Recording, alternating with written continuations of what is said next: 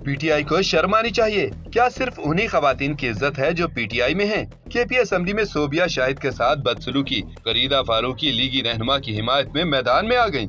Anchor person ने अरकान KP assembly को खरी खरी सुनाई और तहरीक इंसाफ के सामने कुछ सवालात भी रख दिए। एक्स पर गरीदा फारूकी ने लिखा कि मोहतरमा सोबिया शाहिद के साथ जो मकरूह गलीज सलूक खैबर पख्तूनख्वा असेंबली में हुआ है और जिस तरह के कभी बाजारी उरिया अल्फाज उन पर कसे गए हैं, ये इंतहाई शर्म, अफसोस और मुज़म्मत का मकाम है। PTI को न सिर्फ इस पर शर्मानी चाहिए कि मुआशरे और सियासत की अखलाकियात का जनाजा निकाल दिया है, बल्कि अगर जरा खुद एहसाबी का एहसास बाकी है तो स्पीकर KP असेंबली को कार्रवाई करनी चाहिए जिस मकरूह शख्स ने ऐसे अल्फाज अदा किए और जो इसके हामी थे। बोतलें इन लोगों ने पता नहीं कि बोतलों के अंदर शहद था कि क्या था वो फेंके हैं, क्योंकि बहुत भारी थे।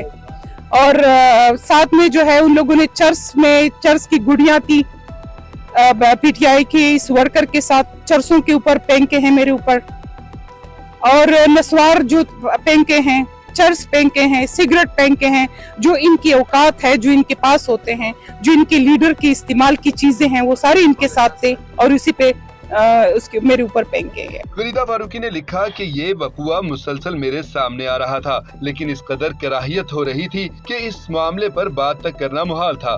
हालांकि ये PTI की वो पैदावार है जिसका रोजाना की बुनियाद पर मुझे खुद भी सामना रहता है। अब ये गलीज किरदार और तरबियत असेंबलियों तक पहुँच चुकी है।